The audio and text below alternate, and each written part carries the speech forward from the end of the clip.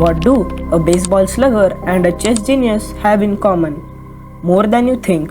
Aaron Judge crushes baseballs with power and precision, just like Bobby Fischer crushed his opponents with unstoppable moves. Today, we are breaking down one of the Fischer's greatest game.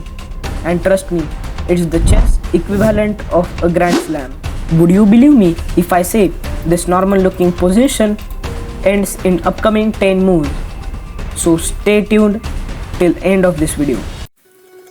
Here, Bobby Fischer with black pieces and Robert Byrne with white pieces. Robert Byrne was a weak player. He gained a grandmaster title in just 1 year after this game. So he is an I am now, which is an international master. So he started off the game with a d4. Fischer responded with knight to f6 Indian game, c4, g6. Now it's transformed into king's Indian defense. Bishop to g7 is the next planning. Now we have g3, c6, bishop to g2, d5, c takes d5, c takes d5. And now we have reached a symmetrical variation. We have both these files open.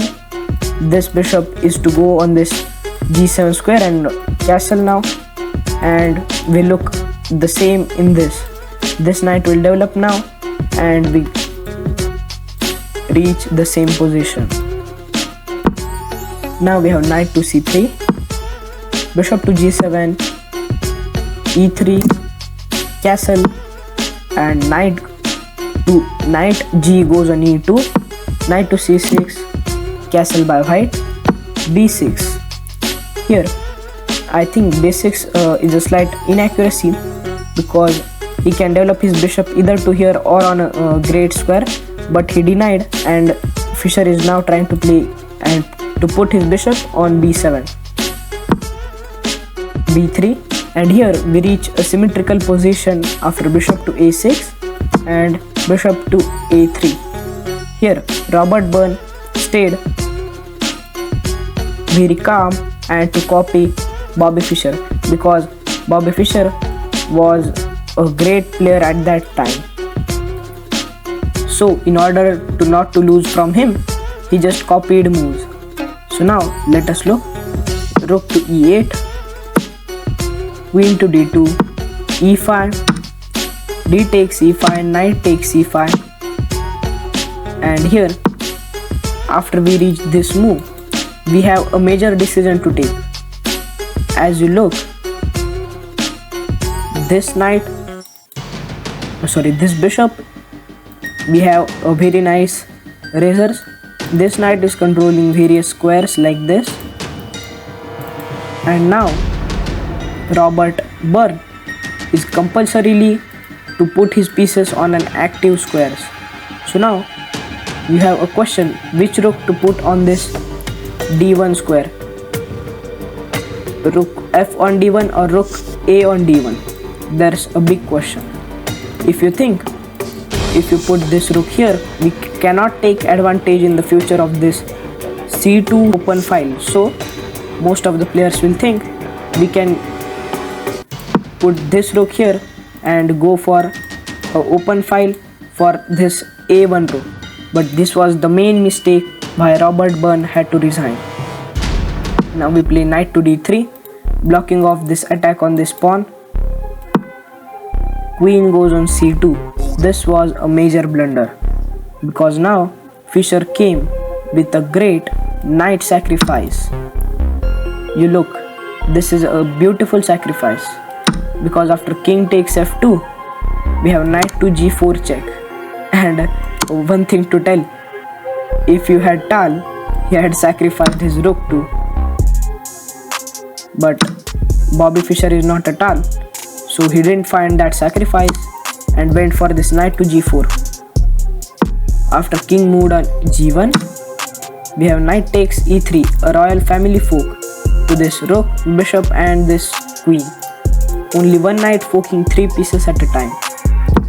So now queen moved as it was a superior piece, but now instead of taking this rook, which was a great positional advantage for Bobby Fischer, he went for taking the bishop, which was the best move in this position. Let us look why he didn't take this rook. He took this bishop because he realized that this bishop was only one defender of this white king, and eliminating the defender is the key tactic of the chess game. Now king took, and we have d4, deflecting this knight. We have knight takes d4, bishop goes on b7 with a check, king to f1, and before going back, after going queen to c2, this was the 15th move. And here I said at the starting of this video, from here 10 move ahead the game ends, and now we have reached this move. After bishop to b7 check, king goes on f1. In the upcoming 4 to 5 moves, Robert Byrne resigned. Let us look what was the combination. We have queen to d7, preparing queen to h3 check.